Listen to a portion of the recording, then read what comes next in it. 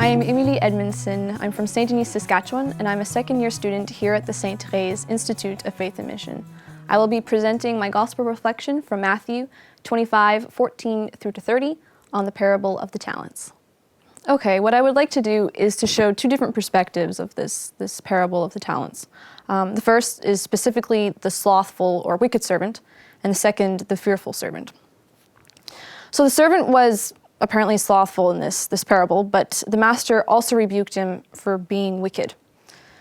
This was so because the servant could have felt insulted when his master gave him only a single talent while he gave several to his other servants.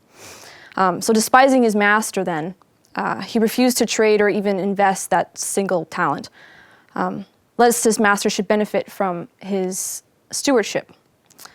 So the parable thus warns against slothful and envious behavior.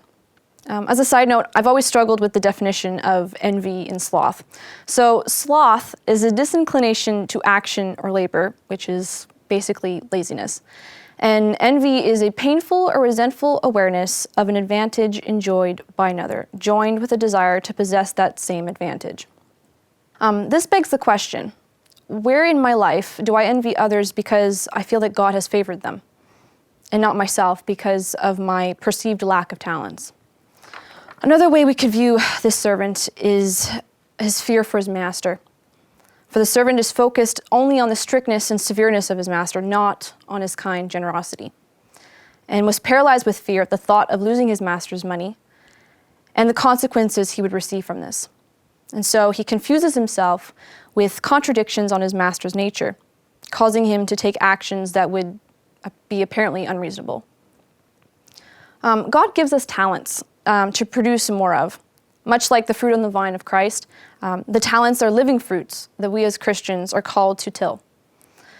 The fearful servant is burying his living talents out of fear, causing them to die. As Christians, we are not called to do this. But like faithful servants, we are to return to Christ with not only living but fruitful talents. A question to ask in this regard is, where have I opted out of service so that I could be safe in everyday life?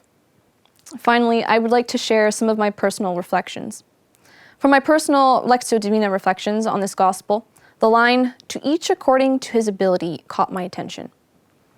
For it reveals that God, in his infinite mercy and love, takes into account our weaknesses and strengths, so that we can trust and rest in the truth that God will not overwhelm us with hardships, that with him we can overcome anything. I would like to end with a challenge of action to bravely develop the various talents God has given to us, hoping to avoid doing anything wrong. We just finish up by not doing anything right. We are to use Christ's gifts responsibly, but also adventurously.